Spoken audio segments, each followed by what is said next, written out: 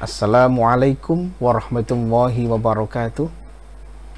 Bismillahirrahmanirrahim. Alhamdulillahirrabbilalamin. Wassalatu wassalamu ala asrafil anbiya'i wal mursalin Sayyidina Muhammadin wa ala alihi wa sahbihi wa baraka wassalam. Amma ba'du. Baik saudara-saudara,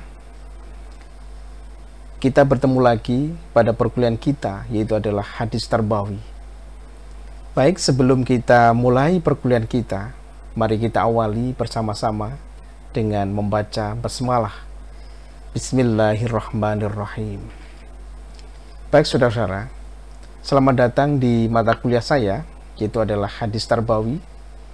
Mudah-mudahan dengan belajar bersama, diskusi bersama hadis tarbawi ke depan, itu nanti akan menambah pengalaman kita, menambah pengetahuan kita tentang hadis-hadis yang terkait dengan hadis pendidikan atau tarbawi. Baik saudara, sebelum saya menyampaikan yang terkait dengan hadis tarbawi, Bapak akan menyampaikan yang pertama adalah kontrak perkuliahan hadis tarbawi. Kontrak perkuliahan ini akan kita gunakan, kita jadikan acuan dalam satu semester ke depan, agar benar-benar apa yang kita lakukan ini terstruktur. Yang kita lakukan ini benar-benar akan menjadi kontrak yang akan kita gunakan dalam satu semester ke depan. Yang pertama yang Bapak ingin sampaikan adalah deskripsi mata kuliah hadis tarbawi. Saudara, suatu gedung yang kuat dan kokoh bila dilandasi dengan pondasi yang kuat.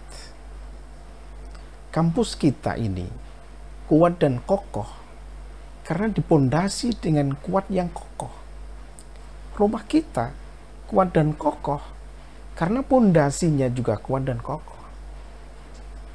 Ketika kita masukkan dalam pendidikan, wabil khusus pendidikan Islam, akan kuat dan kokoh bila dilandasi dengan filosofis dan keilmuan yang kuat, yang tentunya berdasarkan Al-Quran, berdasarkan hadis, dan juga pemikir para tokoh-tokoh pendidikan Islam. Saudara, mata kuliah ini akan memberikan gambaran secara komprehensif tentang menjelaskan bagaimana isi kandungan hadis yang berkaitan dengan ilmu pengetahuan. Isi kandungan hadis yang berkaitan dengan materi dan metode pendidikan. Bagaimana menjelaskan isi kandungan hadis yang berkaitan dengan etika guru dan juga siswa.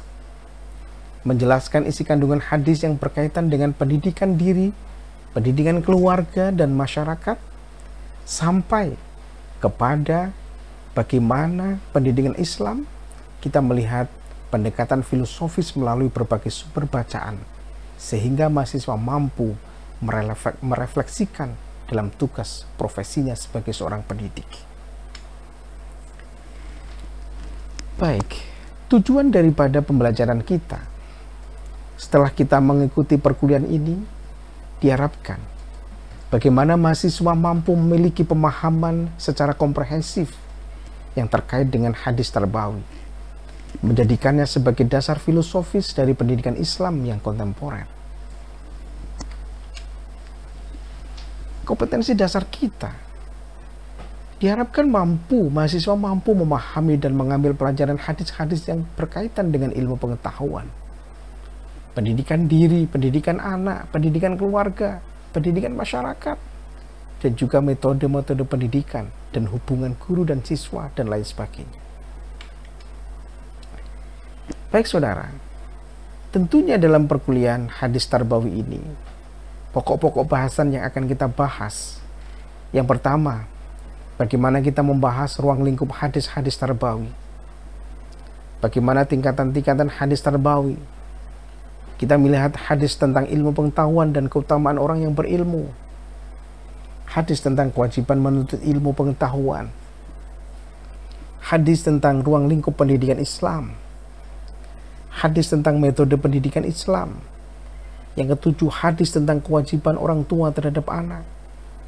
Yang kedelapan, hadis yang tentunya itu adalah kewajiban anak terhadap orang tua. Yang ke-9 hadis tentang materi pendidikan.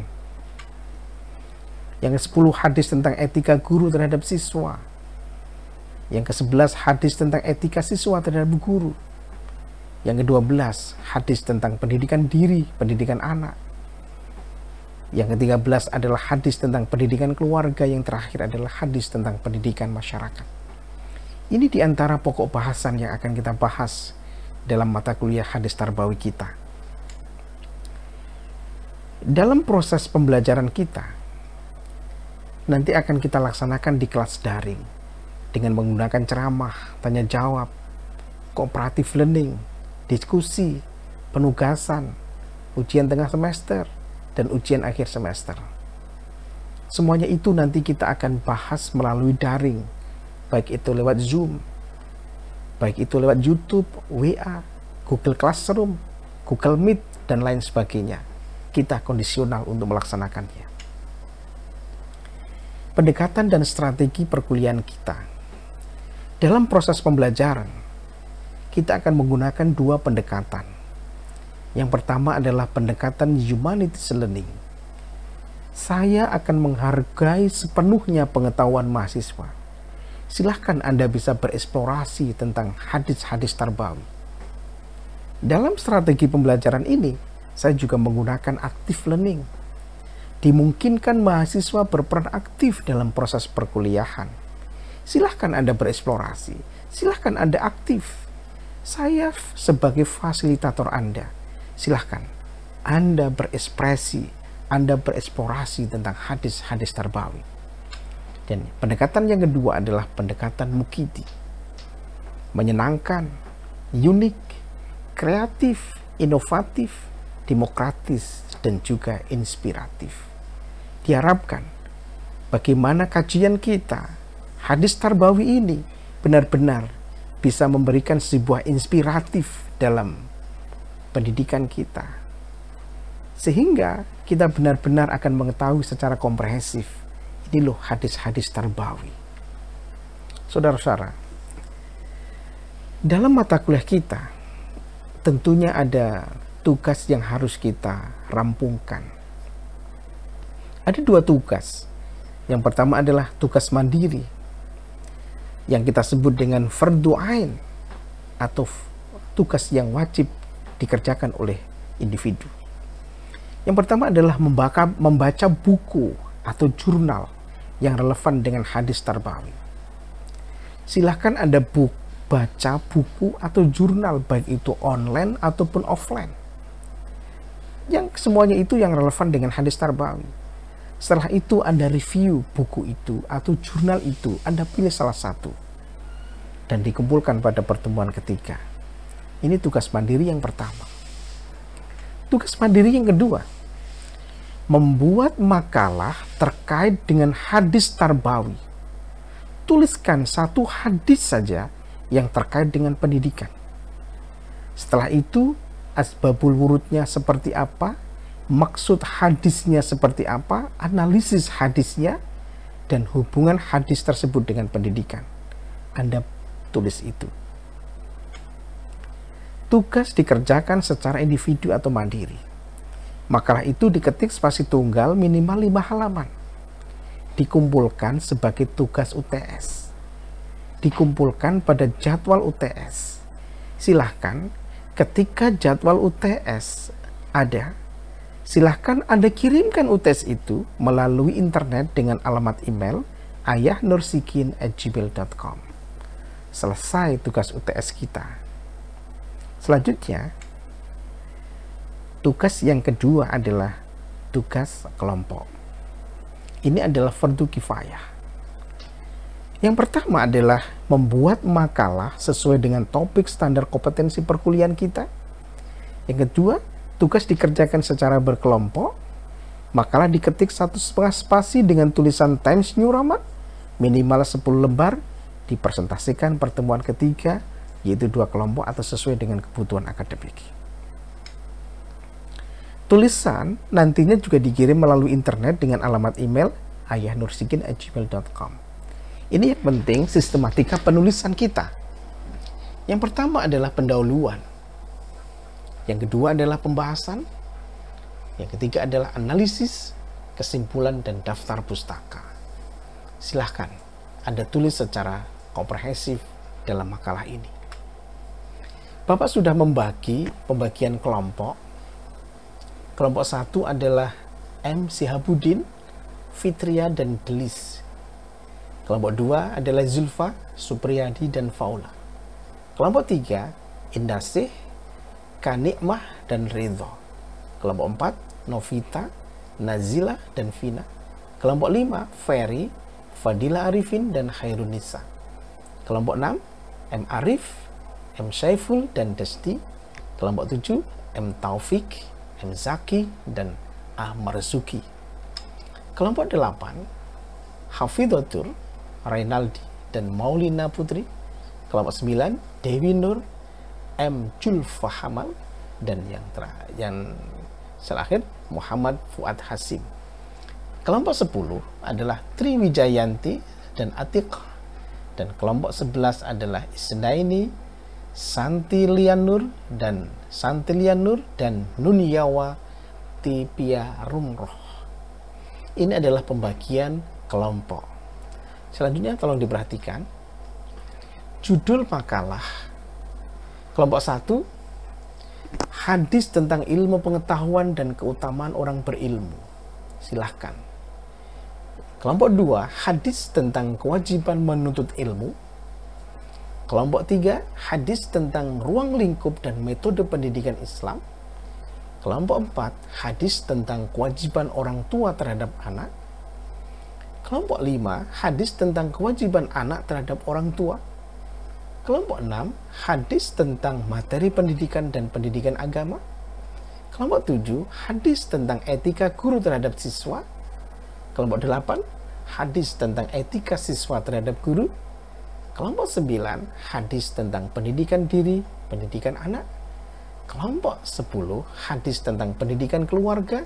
Dan yang terakhir adalah hadis tentang pendidikan masyarakat. Ini adalah judul makalah yang sudah kita siapkan untuk kelompok 1 sampai kelompok 11. Ada persoalan dengan tugas. Dapat menghubungi dosen ke nomor 081 826 3748. Tugas atau informasi akademik dapat dilihat di blogspot myayahnur blogspot.co.id. Silahkan saudara. Bobot evaluasi dalam mata kuliah kita, kehadiran itu adalah 15%, keaktifan dalam pembelajaran 10%, makalah seminar kelas atau penugasan 20%, UTS 25%, dan ujian akhir semester 30%. Semuanya adalah 100%. Baik saudara, banyak referensi yang bisa Anda baca dalam hadis tarbawi ini. Kita bisa buka misalnya dari Mujab Hali, ada Mutiara Hadis Qudsi. Kita bisa buka sekali dari Al-Maududi misalnya, petunjuk untuk juru dakwah. Al-Maliki misalnya, prinsip-prinsip pendidikan Rasulullah. Atau misalnya kita baca lagi dari Thalib, praktek Rasulullah mendidik anak. Kita bisa lagi misalnya, kita baca kitab hadis induk dan nukilannya misalnya, Abu Dawud, misalnya Sunan Abu Dawud, Sunan An-Nasai. Kita baca lagi misalnya Sunan Ibnu Majah, ada Sunan Abi Daud, Sahih Al-Bukhari, Sahih Muslim, atau Imam Nawawi, Riyadhus Shalihin, Bulughul Maram. Dan bisa kita baca lagi misalnya dalam kaitannya ilmu hadis, kitab syarah dan penunjangnya misalnya, Syarah Al-Bukhari, Fathul Bari, atau Syarah Muslim, Al-Minhaj oleh Imam Nawawi, atau misalnya Syarah Sunan Abu Dawud, Aunul Ma'bud, atau misalnya kita bisa lagi baca Syarah Bulughul Maram misalnya, Subulus Salam, atau buku-buku yang relevan dengan topik-topik yang dibahas, seperti buku-buku berkenaan dengan pendidikan, ilmu jiwa, sejarah, tentang pendekatan-pendekatan keilmuan, dapat dijadikan pelengkap dari buku-buku di atas. Silahkan saudara, Anda bisa bereksplorasi. Saya tidak membatasi buku-buku yang Anda baca. Silahkan baca semuanya yang terkait dengan hadis tarbawi. Please silahkan. Saya tidak akan membatasi ataupun menjadikan 1 atau 2 buku wajib. Silahkan Anda baca. Baik saudara, yang terakhir yang Bapak sampaikan, apapun saya bisa jika saya mau. Itu adalah motivasi diri. Jangan ngeluh, karena kesuksesan akan menghadang kita ketika kita mengatakan saya bisa, saya tidak akan putus asa, apapun kondisinya saya akan selalu bisa, dan saya akan menuju kesuksesan. Insya Allah, mudah-mudahan dengan berbekal bismillah kita bersama-sama mengkaji ilmu hadis ini, mengkaji hadis tarbawi ini, tentunya nanti akan menjadikan sebuah pengetahuan dan pemahaman secara komprehensif yang terkait dengan hadis-hadis tarbawi. Terima kasih saudara, ini saja yang Bapak sampaikan pada kesempatan kali ini. Mudah-mudahan apa yang Bapak sampaikan ini bisa menjadi sebuah pengetahuan dan bisa menjadi sebuah referensi untuk menjadikan perkuliahan selama 1 semester ke depan semakin jelas. Mari kita akhiri bersama-sama perkuliahan pada kesempatan kali ini dengan membaca hamdalah. Alhamdulillahirabbil alamin. Cukup sekian, sampai ketemu lagi pada kesempatan yang akan datang. Wassalamualaikum warahmatullahi wabarakatuh.